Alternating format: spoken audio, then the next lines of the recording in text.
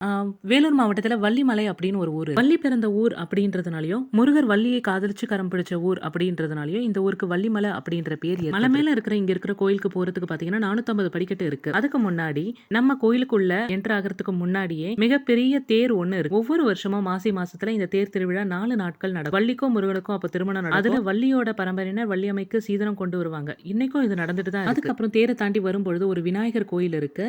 அதுக்கப்புறமா உள்ள வரும்பொழுது முருகர் வள்ளி தெய்வயானையோட இருக்கிற காட்சி கீழேயும் இருக்கு. இதை தாண்டி போகும்பொழுது ஒரு மிகப்பெரிய குளம் ஒண்ணு இருக்கு. வள்ளியோட தனி சன்னதி ஒண்ணும் இங்க இருக்கு. முருகர் பெருமான் அவருடைய அவதாரம்லாம் எடுத்துட்டு வள்ளியை கரம் பிடிச்சது எல்லாமே அங்க பிக்சர்ஸ்ல இருக்கு. இங்க வள்ளி அம்மை பாத்தீங்கன்னா ஒரு கவனோட, அதாவது உண்டிக்கோளோட நிக்கிற காட்சி அழகா இருக்கு. இந்த கோயிலினுடைய வரலாறு அப்படின்னு பார்க்கும்பொழுது முன்னொரு காலத்துல ஒரு பெண் குழந்தையை கண்டெடுத்த வேடுவ மன்னன் நம்பிராஜன் அந்த குழந்தையை தத்தெடுத்து பேர் வச்சுட்டு வளர்த்து இப்போ கன்னி பருவத்துல திணை பயிர்களை பறவைகளிடம் பாதுகாக்கிற பணியை வள்ளி அம்மைக்கு கொடுக்கப்பட்டது. அந்த பணியை திறம்பட செஞ்சு அப்பொழுது அங்க வந்த முருகப்பெருமான் வள்ளியினோட அழகுல மயங்கி காதல் கொண்டு அவரும் வேடுவன் போல வயதானவர் போல அப்படின்னு வள்ளியை கவருவதற்காக பல திருவிளையாடல்களை புரிந்தார். எதுவும் முடியல அப்படின்னதுக்கு அப்புறம் முருகப்பெருமான் கணேசனை உதவிக்காக அழைச்சாரு. அப்ப கணேசன் ஒரு யானை உருவம் எடுத்து வள்ளியை பயமுறுத்துற மாதிரி பண்ணாரு. யானையிடமிருந்து காப்பாற்றுவது போல நாடகமாடி பிறகு தனது சுய உருவத்தை காட்டி வள்ளியும் முருகனுக்கும் நம்பிராஜன் கல்யாணம் செஞ்சு வச்சு 9ஆம் நூற்றாண்டுல உருவான இந்த கோயில் அருணகிரிநாதரால பாடப்பட்டது. படிக்கட்டுகள் மேல ஏறி போகும்போது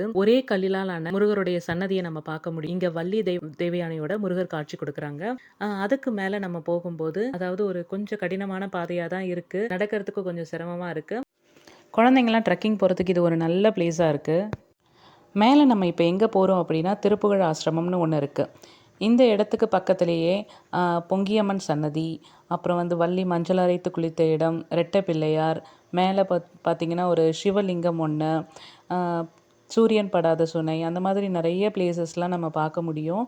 இங்கே பொங்கியம்மன் சன்னதி வேறு யாரும் இல்லை. பொங்கியம்மன் வள்ளி அம்மையை தான் பொங்கியம்மன்னு சொல்கிறாங்க. இங்கே நமக்கு வேல்மாறல கொடுத்த சச்சிதானந்த சுவாமிகளுடைய ஜீவ சமாதியும் இருக்குது. அங்கேயும் உள்ளே போய் பார்க்க முடிஞ்சது. அங்கே ரொம்ப அமைதியாகவும் ஒரு பாசிட்டிவ் வைபோடவும் இருந்தது. உள்ளே போகும்போது ஒரு குகைக்குள்ளே தான் வடிவமைச்சிருக்காங்க. அவருடைய ஜீவ சமாதி அங்கே உள்ளே இருக்குது. அதையும் நம்ம பார்க்க முடிஞ்சது. நமக்கு வேல்மாறலை அருணகிரிநாதர் கொடுத்தாலும் அது ஒரு வேல்மாறல் பாராயணமாக முன்னும் பின்னுமா 16 அடி 64 அடியாக வடிவமைச்சு கொடுத்தவர் இந்த சச்சிதானந்த சுவாமிகள் தான். இதுக்கு பக்கத்துலேயே பார்த்தீங்கன்னா ஒரு பாறை ஒன்று இருக்கும். அது அப்படியே யானை உருவத்திலேயே இருக்கும். இந்த ரெட்டை பிள்ளையாருக்கு பின்னாடி இந்த ரெட்டை பிள்ளையார்கிட்ட நம்ம எது வேணுனாலும் கண்டிப்பாக நடக்கும் அப்படின்றது ஒரு நம்பிக்கையாக இருக்குது. அது நடந்த உடனே ஒரு 2 தேங்காவை எடுத்துகிட்டு இங்கே அவங்களுடைய வேண்டுதலை நிறைவேற்றுறாங்க.